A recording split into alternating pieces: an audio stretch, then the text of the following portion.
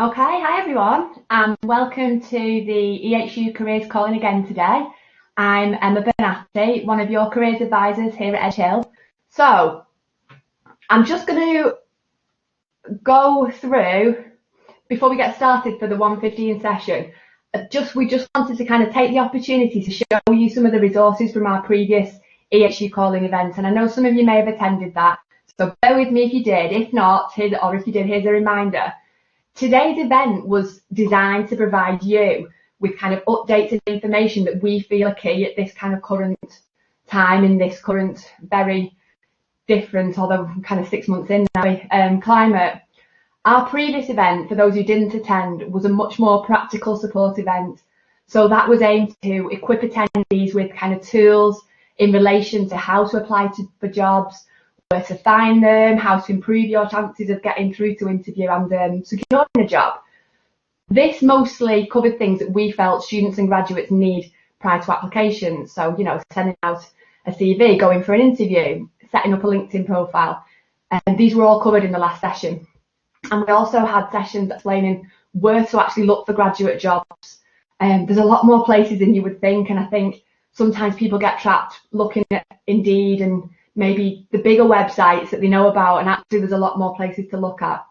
And obviously all of this advice is still very important to you if you're seeking employment. So although we're not running these sessions today, I'm just going to very quickly show you how you can access that previous information. So if I just share my screen and come onto the careers webpage, I think you should be able to see that now.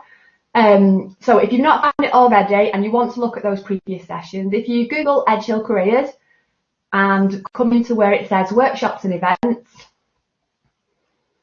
you should see the option to look at upcoming events.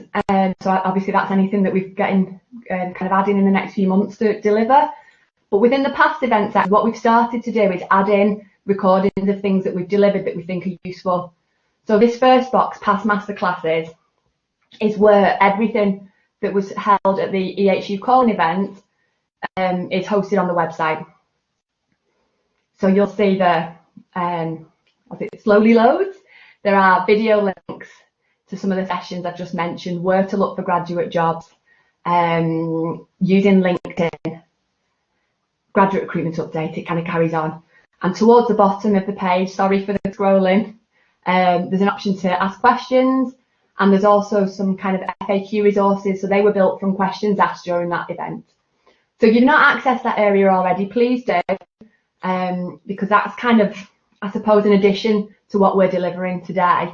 A couple of other things I wanted to highlight just now included the how we can help area. So this is quite, we've as a department have been working really hard on the website over the summer holidays, if you can call them that. So how we can help is pretty new in here, and particularly just wanted to show you the help by subject area today. So you should be able to find your subject area from the list. Just as an example, if you're applied health and social care and you go in, you'll see that we've given some ideas about skills that we think you'll gain because of completing your degree. You might be able to drop some of those into an application form perhaps, and then there'll be different resources designed to support. So for this one, we've got some things about child health and wellbeing, counselling, psychotherapy, health, etc. And then some web links that we think you will find useful, and some links to our volunteering opportunities that we feel particularly relate to your subject area. So that's our how we can help area and helping by subject. I'm sure you know other areas by now, but if not, if today's your first time of interacting with careers, again, Google Edge Hill Careers, get back to the homepage. There's loads of information in terms of making applications, in terms of developing your skills and experience. And so live tomorrow, it's going live tomorrow, we've got a brand new careers vacancy portal. So this is going to give you the opportunity to look at quite a large range of jobs that will be updated on a very, very regular basis, national, local, and possibly some international. And they range from graduate jobs through to volunteering placements and things like that. So there's all sorts going on, and that goes live tomorrow. If you want an appointment or you want to talk to us after the event today, you can either go into our book an appointment area, and that can give you 30 minutes talking to a careers advisor or volunteering or part-time jobs advisor, depending on what your questions are. Or you can use our Ask a Question, which is kind of like the email survey. Okay. So that was just a quick overview of a couple of things to highlight that we thought would be useful. Back to today. Today, we wanted to provide you with additional tools and information to support you, particularly at this current kind of difficult times. And knowing where the growth areas are in the graduate job market, for example, will help. During the 2:15 p.m. session, you will see if, you know, the kind of areas at the moment work to your advantage, or whether it might be that you might need to adapt your plan slightly in the short term. It's really important to remember that whatever your job that you move on to next, this does not need to be your career path for life. You're not tied to one career area. It's not like that. And it also goes for kind of degree type and career too. So many of you may have already realised or kind of come across that over 80% of graduate employers, they don't mind what your degree subject area is in. They just want you to have a degree. So short-term adjustments may be required. If not, you might feel that there's positions that you kind of take for now that maybe are not your term goal. You may not feel that you're currently able to work in the current situation, and it may be that you're considering options like volunteering from home, for example, to keep your CV ticking over. So whatever job placement opportunity that you move on to next, this is not your career for life, and please do remember that. And particularly at the moment, I think that's important. So today, with those things in mind, and kind of if you're staying around for the afternoon, you're going to hear about, very shortly, I'll start with one, how to create a plan, factoring in you as an individual, alongside things like demands of the economy. So we've got a really useful session coming up next that's going to help in terms of that area. At 2:15, we are joined by the fabulous Dr. Charlie Ball and the head of careers, Jackie Howe, who are going to kind of Q&A and talk about current trends of the graduate labour market, what the growth areas are, where we're struggling, what you can do to improve your chances of securing a graduate job at the moment. And at 3:15, we know that some people are finding it quite tough out there at the moment for various reasons. And this is understandable. There's probably a lot of people in the room now and also kind of out there that are feeling they've had the confidence knocked out of them. We're going through exceptional circumstances currently. And whilst it's really easy for me to say, you know, you need to accept this, don't be so hard on yourselves, I totally appreciate that it might not feel as easy to action that at the moment. And if you're feeling low on confidence and concerned about longer term career plans, please remember you're not alone. And that also there's people who can help. Just get in touch and ask. So resilience, kind of bouncing back after hitting a negative, dealing with difficult times, it's a skill really, and it can be learned. And we're going to hear from Chris Kirkland at 3:15, who's going to talk through his experiences and how you can learn from them. So I think that'll be a really useful session for people at the moment. And now you're going to hear all about a fantastic approach to career planning to meet both your needs as an individual, but also taking in external factors such as economic climate to make short-term changes perhaps. So I think we're getting up to that time. Without further ado, I would like to introduce our first guest host on the stage. Her name is Kathy McGann. She's a careers advisor, and she's going to introduce to you the session that Ian Patterson has recorded for us relating to career planning. So over to you, Kathy. Okay, thanks, Emma. Can you see me? Well, thank you, Emma, and hello, everyone. We're going to start today's session with a recording made especially for this event by a guy called Ian Patterson. Ian is a really experienced business consultant, and he specialises in digital business and digital transformation. He's got a wealth of experience in the field, and he's worked for lots of different organisations. So some whose names you might recognise would be Cable and Wireless, Centrica, British Airways, Rolls-Royce, to name just a few. And amongst his very many different roles and achievements, Ian can list having designed celebrity websites for Ringo Starr and Alison Moyet, and managing the Switch On event for the Blackpool Illuminations. So he's well qualified to talk to us about career planning. He's recorded a really interesting talk. It's called Career Planning in Changing Times, and in his session he explains to us the Japanese concept of Ikigai, which is really interesting. At the end of the session, I'm going to come back and outline some of the useful approaches and strategies for dealing with career planning at times like today, like times of uncertainty as we're in today. And I'll share some top tips. Okay, so without further ado, if we can share the video for Ian's session, please, Emma. I just want to, before we start, thank Alistair and all of the team at Edge Hill for inviting me along. I'm honoured to speak to you all and to be able to hopefully help today on your career journey and to talk about career planning in what are very uncertain times at the moment. I think lots of people are struggling with how they plan and consider their work search, regardless of the stage they're at in their career. So my name's Ian Patterson, and I've been on my own personal career ladder now for 25 years, would you believe? And I'm just going to share some slides with you today about career planning. So here we go. Career planning in changing times. So one thing I should start with is I really want to talk today about having your own personal career compass.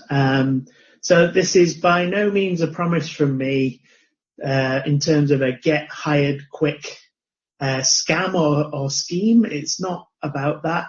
Greater men and women than I have tried in the past to bypass what is quite a complicated system in terms of finding work that you're really happy about and gives you some personal sense of satisfaction. But what I hope to do today really is to give you a plan, a method, so that you can approach your career from the beginning all the way through whatever stage you're at with a sense of satisfaction. And also with a sense of confidence as well. So without more ado, let me introduce you to a concept called Ikigai. Obviously, I'm not Japanese, and therefore it's not a word that I pronounce very much, but roughly translated, and as you can appreciate, in the Japanese language, it's only ever going to be rough. It really does refer to your sense of being or your purpose in life. So it's a concept that's actually quite bigger than careers. But today what we'll do is we'll focus that in on apply it to your career search. So this is about having a direction and a real purpose to your search. Also your source of value, what you feel is important to yourself. That will help qualify and inform your decisions that you make. Now, how this waters down really, and this is where, and I think this presentation is going to be quite personal from me, because I can only really speak from my own personal experience, and hopefully you'll learn and see how useful and meaningful this approach has been for me. But this is really about having your very own personal true north, your North Star, regardless of where you end up in your career. And we can, I'll share with you in a minute some of the jobs that I've done in the past. Always having the end game in mind, where you want to go on that journey. There'll be bumps in the road, we know that's life. There'll be highs and there'll be lows. And I think this mountain terrain that you're looking at in a minute probably sums up something in terms of a visual image of where you might go on your career. Without it, what I found was that you would need to be prepared to kiss a lot of frogs in order to get to where you want to go. So this is about trying to eliminate things that make better and more informed decisions, because you'll have a more clear idea in your head about what you want to do and where you want to get to. So let me share some examples of frogs that I've kissed in the past. And if you're not familiar with that phrase, obviously it relates to finding your prince or princess charming. But for me, earlier in my career, I worked in a supermarket. I was a shelf stacker, and a particular skill I learned during that period was to be able to rip up cardboard boxes very quickly, compact them down, and then push them into one of these wheelie carts that you can see. So I was the young lad. I won't share my age. It's not that personal on this particular presentation, but I was the young lad who was dropped into one of these metal containers and then asked to jump up and down in order to be able to compact these card boxes. So that was a frog for me. Another was selling trainers on Market Street in the great city of Manchester. And it was a minuscule wage. I was grateful for it at the time, but we were incentivized if we could sell more of these whiteners, which nobody wanted. People just wanted the trainers and to run, and they had a conversation with me about how they really needed the whitener. You have to have the whitener, or the trainers will be useless after a month. And of course, if we sold the whitener, and the more of them we sold, the more money we made in terms of a bonus. So that was a fun time. That was another frog for me. And the final frog I'll share with you is a bit more ominous. And this was probably a low light rather than a highlight of my career, which was a job that I did for banks in a temporary basis to close bank accounts when people had deceased or passed away. So I received often quite an impassioned letter from a loved one, a partner, explaining that such a person had passed away. And it was up to Ian at the time to log into a computer interface and permanently terminate or delete the bank account and transfer funds to their account if needed. So that was a highlight, not for me, not particularly enjoyable. But across all of this time, I was finding my way, finding my feet, not sure what I wanted to do, had a rough idea until I came across the Ikigai, which I want to share with you today. So Ikigai breaks down to 4 areas, the first being love. And we'll go into each one of these separately. But if you were to look at it in terms of an overview, we have love, good, need, and what you can get paid for. And we'll go through each of those now. So first of all, what do you love? So I said at the beginning of this, I can only really refer to this in terms of context from my own personal experience. So I'm going to share with you a slide now. These are the things that I love, and I would hope that you, if you're to enjoy this method, would create something similar. So you can see there, I'm a child of the 70s. I love Star Wars. Voyager was a spacecraft that was launched when I was younger. Absolutely love fighter jets. Someone in my family is in the military, so that's always been novel to me. Anything water, boats. You can see a little otter there, my favourite animal. There's a certain football club, and I think we might have a guest speaker to follow me that has more of a story to tell about that than I do. But this really breaks down to a few areas for me. So you can see movies there as well. But you can see it's highly personal, and I've made it visual because it reminds me of the things that I really am passionate about and care about, and the things that I love. I like making complex things simple.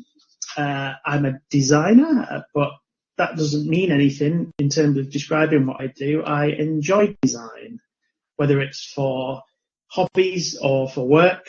I like designing. I like problem solving. And I like helping other people as well, helping people cut through complex information and find a path. So there we are. That's me in a slide. I was born in a very cold time. I like ice and snow and the Arctic. I'd love to travel to Iceland one day. Never been. But maybe just be thinking now, what would your love slide look like? What would it include if you had to really pull it down? Not everybody thinks about these things. We carry these things through life. We don't necessarily document them. And ordinarily, people would say, well, that's weird, Ian. You know, why do we need to put the things we love on a slide? But this is a means to an aim, and we want to consider the things that we really care about because they should factor in our career decisions. So let's look now at what we are good at. So as I said, this is speaking from my own personal experience. So I found out I'm good at these things through the people that I've met, the projects that I've worked on, the lots of failure. I've started a few businesses and they've not gone well. And I've applied for jobs and not got them. I've attended hundreds and hundreds of interviews, more than I'd care to admit. So I found out through kissing a lot of frogs, as we've said, and through asking a lot of people and getting back that I'm good at these things. So these are not just necessarily my own opinion. And as you can see in the blue box on the side there, it's important to ask people what they think you're good at. For me, strategy, not just digital strategy, although that's my day job. I do digital. Making sense of complex things. I've been told that I'm very good at that. I'm fairly good at coming up with new ideas. Worked in lots of agencies, very good at brainstorming, quick fire, that kind of thing. Thinking differently, often surprise people with ideas that they didn't know were there. And I like working with people, I like meeting people. So it's been difficult for me during COVID to spend so much time at home and not be out there shaking hands, that kind of thing. And I also like, oddly for somebody who's creative and into design, I also like organising things. So it's an odd mix. But the most important thing about what you're good at and finding that as part of the Ikigai process is to ask people that you know you'll get an honest answer from, who really have your best interests at heart. And I would just say before we move on to the next one, please be open-minded, because as I said there with organising things, I didn't expect that of myself. I just assumed that creative people were crazy and did ideas and, you know, they kind of leave the organising to other people. But actually, you find out from people when you have honest conversations that it might be your friends, your fellow students, colleagues in part-time workplaces, family members, anybody really, people in your network that you're closer with and you can feel you can confide in. They might be the people just to surprise you and say, well, actually, I've always seen that you are good at X. And if it's not what you expect, can I just advise you to think about it long and hard, because don't just ignore it or think, well, that's not what I want to do. Because it's important to consider the things that you're good at as opposed to just the things that you want to do. And all of this will come together at the end and you'll see why that's important. So let's consider something else. A third factor in the Ikigai is what the world needs right now. Let me give you some examples. So we live in particular times at the moment, and lots of topics are very topical in the news. We know health due to the pandemic and the Black Lives Matter movement. In the UK, we're going through Brexit, and then there's a whole environment, just to name 4 epic topics. So you can start to see where I'm going with this. What the world needs right now is very important as part of your career planning journey.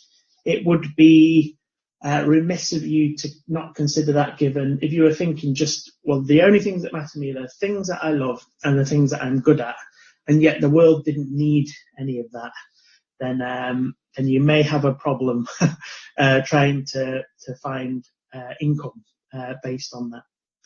So for me, in my particular context, I know that the people that I work with, my clients and businesses, need a clear plan during uncertain times, and I'm good at that. As you've seen, I'm good at organising things and making things easy to understand.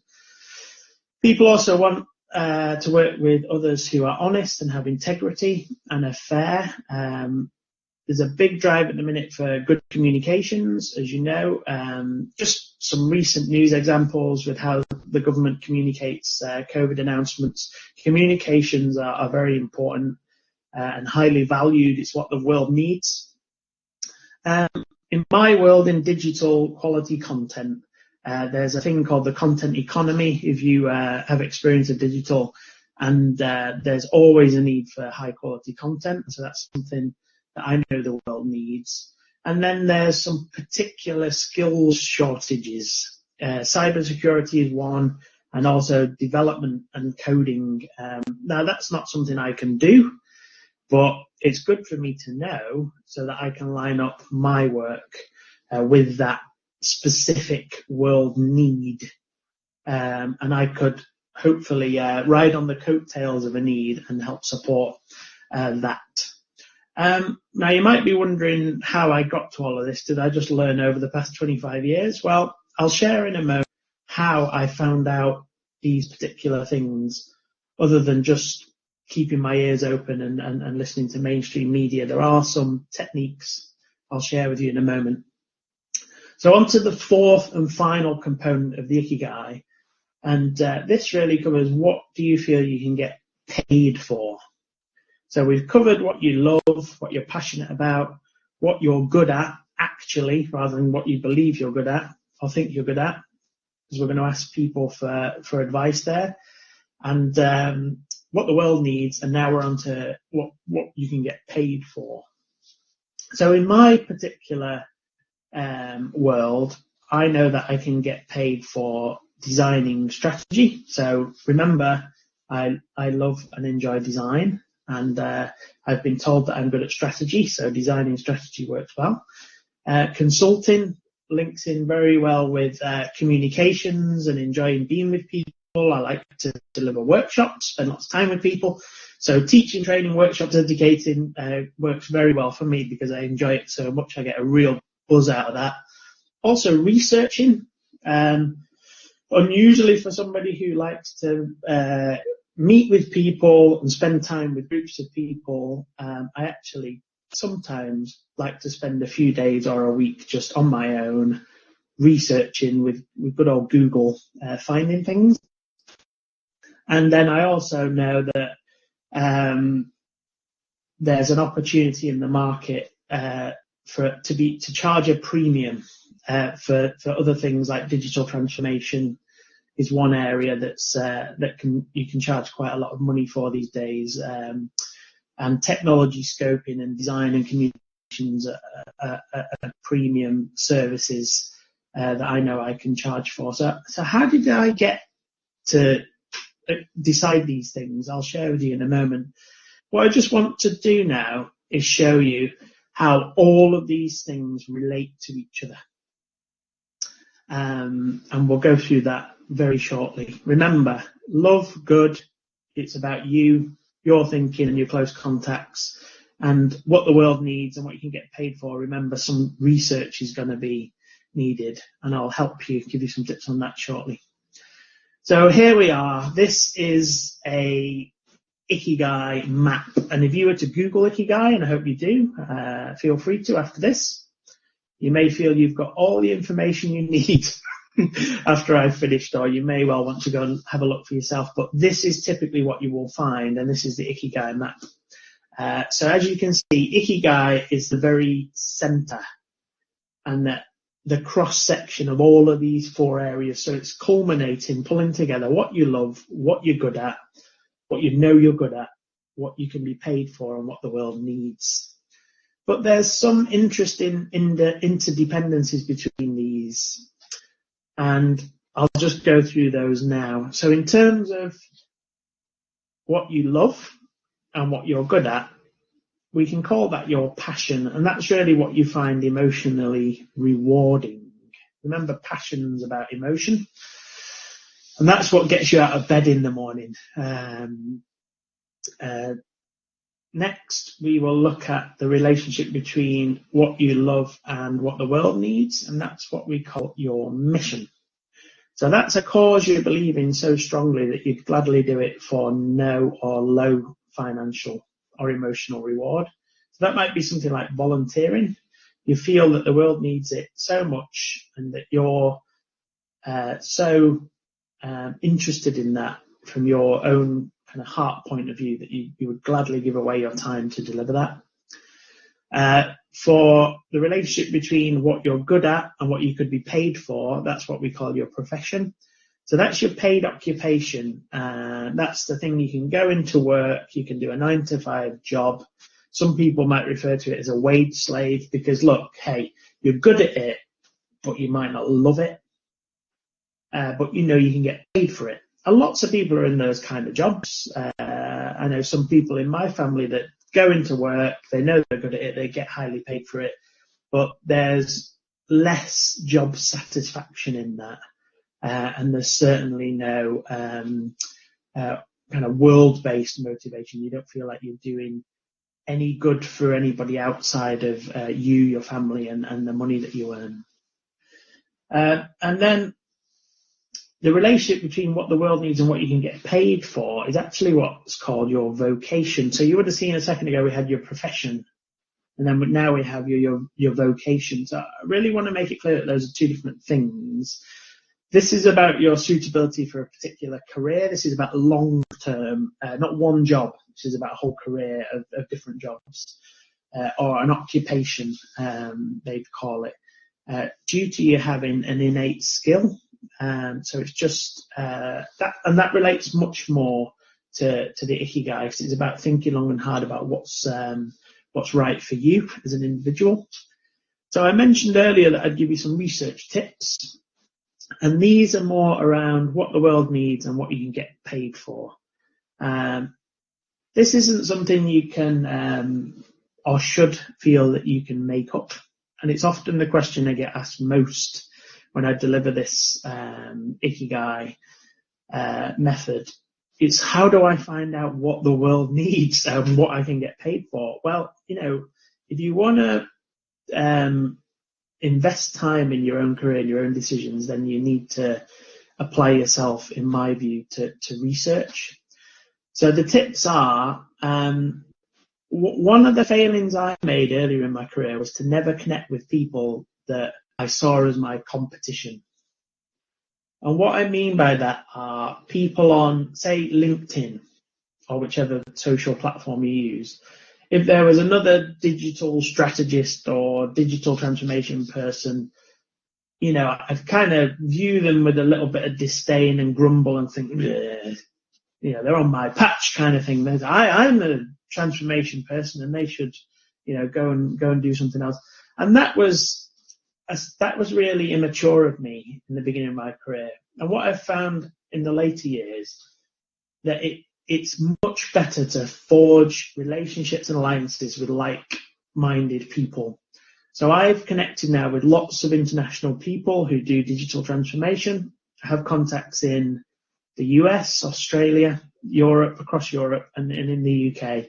And really that's my power base. That's where I get my information from, my sources from.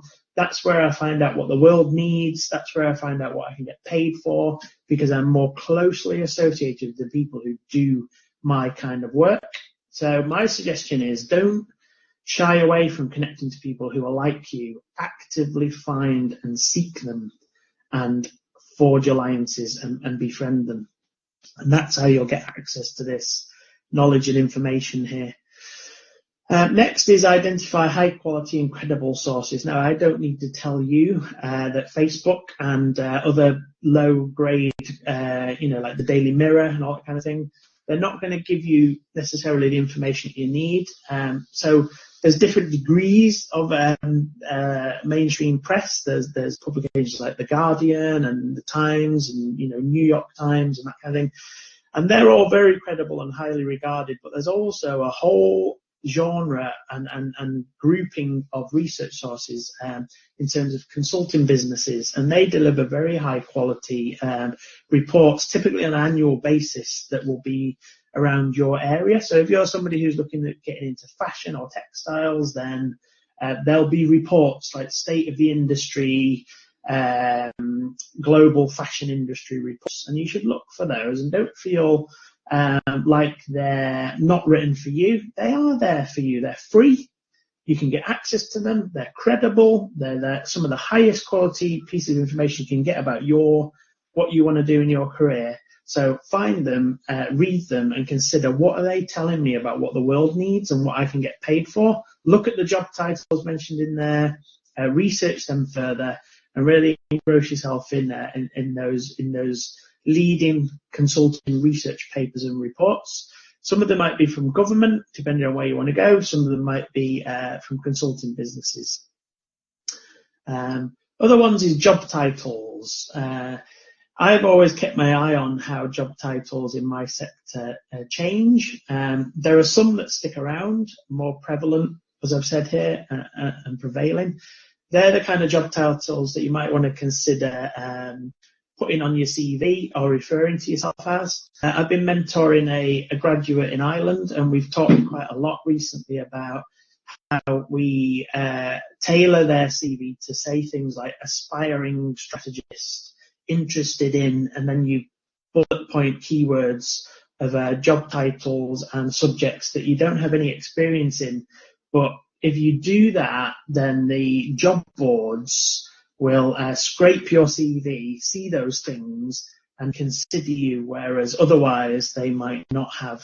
So we still need to include keywords in CVs, even though you don't necessarily have experience of that, by playing the game, boxing clever, being smart, and saying things like you're interested you'd love your first job to be involved with a team that deals with X. And that's just the game we need to play. Otherwise, unfortunately, we don't get any time. And the final point here is saying that you don't need to have one job in life. And I don't know if you're aware, but you may have seen more common now are people who have what's called slash careers. So I've got an example here. Jane Smith, she's a lawyer, but also a journalist and also a dog walker. And she's happy and proud of all those things and does all three at the same time. Well, not necessarily all at the same time, but all as part of her life. And you know what? We live in a world now where we're more free to do those kind of things. I work from home and I have flexibility and I can control my own destiny. With the gig economy and the way that we can live these days, remote and work remotely, it's more acceptable to have one or more jobs. So if you feel like you don't fit in one box, and that really, it really makes you feel uncomfortable saying I am X when actually you're A, B, C, D, and X, then don't be ashamed to list all the things that you want to do and just and do it that way. So to start to wrap up now, here's my completed Ikigai. So you'll remember from here, we can see in the middle of the zone Ikigai. This is really the middle zone. So it's first thing to say is it's always work in progress. You might work on your Ikigai, decide that's me in the middle. That's a perfect blend of all these things. And that's what I want to do. Well, except that in a year's time, it's likely to change, and it should change because it should always evolve. So from my point of view, the ideas I've put in are visual strategy, design, strategy, working together. Design thinking, which is a particular discipline, so I can do workshops on that, and I do with different companies. Digital transformation, but more particularly because of that, this is bringing in the things that I love now, and you can start to see it hopefully coming together. Digital transformation for maritime and aerospace businesses. You remember that love for boats and planes and that kind of thing? Well, that's the kind of work I want to do. And strategy that draws upon sci-fi and nautical references. Who'd have thought, eh? But if you were to look at and this isn't a plug for my website, by the way, I don't necessarily need the traffic, but if you were to look at desktopshortcut.uk, I'm hoping what you'll see is a website that pulls together all of these things. There's lots of visual imagery of boats, and references to nautical things. And that's really what, if it wasn't for having that passion behind it, I probably would have never made my own website. It was the fact that I was enjoying working with pictures of boats and playing on those creative references that actually inspired me to, in my spare time, to actually create that website. So feel free to have a look, and you'll see how that pulls together all of the aspects of my Ikigai: the design, the strategy, the digital, the consulting, the boats, all that kind of thing. And this is a template that we are going to provide to you, and Alistair's kindly offered to share this.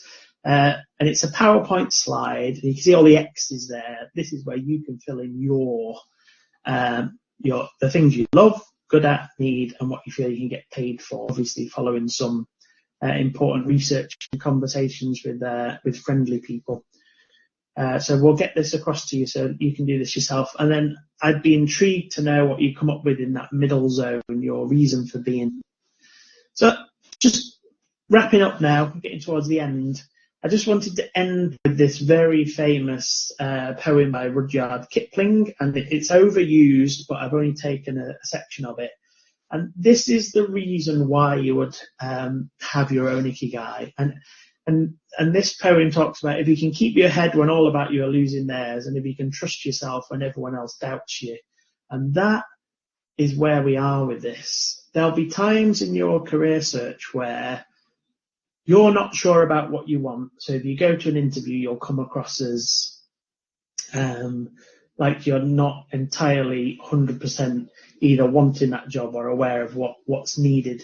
And those times will happen, and we have to accept, remember the mountains and your compass, we have to accept that you're going to go on a journey and you'll learn from experiences, and you'll find out as you go along, find your feet. But this is about self-belief and having more confidence in what you want to do and knowing where you want to go, and always having that in the back of your mind. Even if you're going for a job as a barista in Starbucks, it's knowing that this is a means to an end. From this, I will get these experiences, and then I'll go on and do what I want to do. But without a compass, remember, you'll kiss a lot of frogs, probably more than you want. And at this point, I'm going to say thank you. I hope you've got something out of this. And just personally, from my point of view, because this feels like quite a personal session, because I've shared a lot about my career, I just want to wish you well and say I hope you enjoy the Ikigai. And I hope that you can get the most out of your career possible and enjoy the rest of your time, however long that might be, with Edge Hill University. Okay. Thank you. Bye-bye. Okay, thank you very much for that. And I think we'll all agree that that was a really interesting and very useful talk by Ian. The thing that I think I really like about the Ikigai approach is that the focus is on the individual and knowing yourself and what you're good at and your reason for being, and actually having that high level of self-awareness and career planning is really the key to ending up with a satisfying and fulfilling career. So it's a good thing to start with. And actually, some of the things that Ian said, we will find out more about in our next session. So we talked about what the world needs and what you can get paid for. And our session with Charlie Bull, which comes at about 2:15, will actually be addressing just those things. So I think that'll be really helpful in terms of you working towards your own Ikigai. But before we finish with career planning, I'm going to introduce you to another approach, which I think is particularly useful for helping you to make progress in your career in times of change and uncertainty, and actually which I think fits in very well with Ikigai. So that approach is called planned happenstance, and it's a career theory which is developed by John Crumboltz of Stanford University, and I think Emma is going to share the slides for me now. So planned happenstance is a careers theory which is really built around dealing with uncertainty and almost helping people develop the skills and strategies to deal with uncertainty. So the whole premise is that the world is a changing place, your life isn't linear and your career won't be linear. So you need to plan and prepare for how to deal with unexpected and unplanned events. So planned happenstance talks about unexpected good things, which are called serendipity, and unexpected bad things, which are disruption. And the important thing it would advise us is to be active and to do things that are going to enhance your potential to make the most of opportunities and reduce the negative effects of disruption. So it would suggest that we should expect and positively embrace the unexpected. We should look for opportunities and unplanned events. And we should do things which fit our natural strengths and interests. So it kind of ties in with Ikigai in that sense. So there are 5 strategies and approaches that planned happenstance would suggest that we should try to develop in order to recognise, create and make the most of opportunities, and these are they. So the first thing is being curious. So being curious really about what's happening in the world of work, in the whole world around you, in your own community, and getting out there and finding out more about things, even if they perhaps don't directly relate to where you think you want to be. Because actually, the more you know about what's happening around you, the more likely you are to become aware of opportunities that are out there and be able to avail yourself of those. So being curious is important. Being persistent. So actually just continuing to exert effort, even if you have setbacks. So taking that setback and on the chin and thinking, okay, well, I need to find another way forward. So being persistent is important. Being flexible, so that you've got that flexible attitude, which actually allows you to embrace opportunity and to take advantage of opportunities that come your way. So having a plan, but not being so rigid in that plan, being able to sort of see without it and to move about outside. Being optimistic is a really important one, I think, because mindset is often what will allow you to do the other things. So having an optimistic outlook and viewing opportunities as being possible and attainable, even if they seem quite difficult.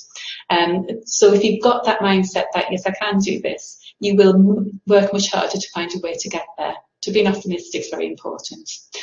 And the final thing is taking risks. So being willing to move out of your comfort zone, to take a risk and to take a chance on something. And really, if you have those 5 techniques at hand, and if you are using those in planning your future, you are much, much more likely to both see opportunities, but also avail yourself of those opportunities when they come along. Okay, so just thinking about Ikigai and planned happenstance, I put together some top tips, which I think are practical steps you can take right now, straight away, that will help you to make progress and to find your Ikigai and to make the most of opportunities that come your way. So the first of those is create opportunities to meet new people. So a really practical thing you can do to do that is to just get out there and start networking. At the moment, networking via social media is really the ideal thing to do. So if you're not already using it, using LinkedIn, creating yourself a LinkedIn profile, actually not just having a profile in LinkedIn, but really using it, going and finding people on LinkedIn and asking to connect with them. Using other social media as well. Talking to people, going to events. There's not so many events happening in person at the moment, but there are lots of online events. So in some ways, actually, this is the ideal time to start networking because you can do it from your own home. It's easier. If events are happening in London, you often can't get there, but if they're happening online, you can get there. So find out about things that are happening and really make the most of the opportunities to network and to connect with new people. That's the first one. The second tip is to say yes to new experiences. So have that positive and open-minded attitude, which actually means, well, actually, if I'm offered the opportunity to do something, I'm going to say yes to it. I'm going to give it a try, even if I kind of think, that's out of my comfort zone, or perhaps it's not exactly what I thought I was going to do. So make the most of the opportunities that come your way. The third tip is to actively seek new opportunities. So in terms of the job market, that might be actually about going out and trying to find those hidden opportunities that we don't see advertised. employers aren't going to come knocking on your door, so sometimes it's important to go knocking on theirs. And actually, probably about 60% of graduate vacancies aren't ever advertised. So in order to find those vacancies, you have to knock on employers' doors and network. So actively seek opportunities. Don't be reactive in your job search, be proactive. The fourth tip is to be open-minded, and that's really about considering new ideas and career alternatives, or perhaps not even a career alternative, but a different route into the career that you want to get into. Most jobs you can get into, a lot of jobs have got a set route that is the usual way people get into them, but for most careers you can get in via other routes as well. So be open-minded. If that opportunity you were looking for isn't going to happen, think about other ways to get where you want to be. And if you're not sure about that or any of the other items, actually, perhaps having a chat with a careers advisor might help. The fifth tip is to be proactive. So we have that in terms of the skills that we think you should use. But it is very much about it's that attitude of going out and having a look for opportunities, not just waiting for things to kind of appear on your screen or be emailed to you. The sixth tip is to know yourself, and again that goes back to Ikigai. The importance of self-awareness is huge in career planning. If you know yourself, if you know where you want to be, but importantly if you know the strengths and skills that you can offer, that's an enormous step in terms of finding out about opportunities and perhaps finding good career moves for yourself, but also to get in graduate jobs when you start to apply, because you'll be able to articulate what you can offer much more effectively. So get to know yourself. And there's a whole section on our website about skills and experience that can help you to identify what you are good at if you're not there already. So tip number 7 is look for new ways to develop new skills and experience. So skills and experience tend to be very important when you're looking for graduate jobs. Employers tend to look for perhaps a level of qualification, but other than that, a skill set and certain types of experience. So if you don't have all of the skills and experience that are required, then you can put yourself in a better position by gaining and developing new skills and experience. But even if you're in a position where you're not quite sure what you're going to do next, actually developing your skills and developing further experience is always going to put you in a better position, and it's going to open up new opportunities and create new connections. At the moment, again, as we know, some of those opportunities to gain experience and gain skills are closed to us because of social distancing and because of the COVID restrictions. But what we've seen during COVID is that there's lots of things have moved online. So actually there's lots of opportunities to do really excellent training online. So I would really say have a look and look at the Open University, Future Learn, LinkedIn Learning, other ways that you can develop online training experience. Even looking on Eventbrite to see what's coming up is a good one. Or perhaps professional organisations of career areas you're considering. So I would say have a really good search and have a look for new ways that you can develop new skills and knowledge and experience, either online by looking at online training or via voluntary or part-time opportunities. So a lot of voluntary organisations are actually offering the opportunity to people to do voluntary work through different means. And actually there's a lot of physical volunteering still going on as well. So just look at the different ways that you might be able to develop new skills and experience. And the final tip I put there is really to make the most of your support system. So have a think about who can help you in terms of your career planning and career progress. Identify who's in your support system, and ask them for help. Let them know what help you need. And also remember that careers are here as well to help you for the next 3 years after graduation. So make the most of that help and support that's available through careers. And again, you can access a lot of that support, advice and information from our website, or you might want to make the most of the opportunity to come along for an appointment and have a one-to-one session with a careers advisor. Okay, so that's all that I'm going to say for career planning for the moment. If you have got any further questions, please do continue to put them up, because we'll continue in the chat room for the next 50 minutes until the next session, and we will be answering those questions. And I would also say that Ian has said that if anyone's got any questions specifically about Ikigai, he will be happy to answer those questions as well. So you can email your question into us at Careers and we will send it on to Ian. Okay, so we've got a question there from Alistair asking how I chose my career path. That's an interesting one. I think when I graduated, I did a degree in archaeology. When I finished my degree, I wasn't sure what I wanted to do. In fact, what I initially wanted to do was work in a museum, and that didn't come about. And so, because of that, I did a year's voluntary work in various different museums, but I kind of eventually realised that that wasn't for me. And what I had been doing as a result of that is I'd been thinking about what I wanted to do, and I thought I really liked working with people, and that was why I'd thought about museum work. And I had a chat with the careers advisor, and I realised that actually I would quite enjoy doing what she was doing, and so then I explored it.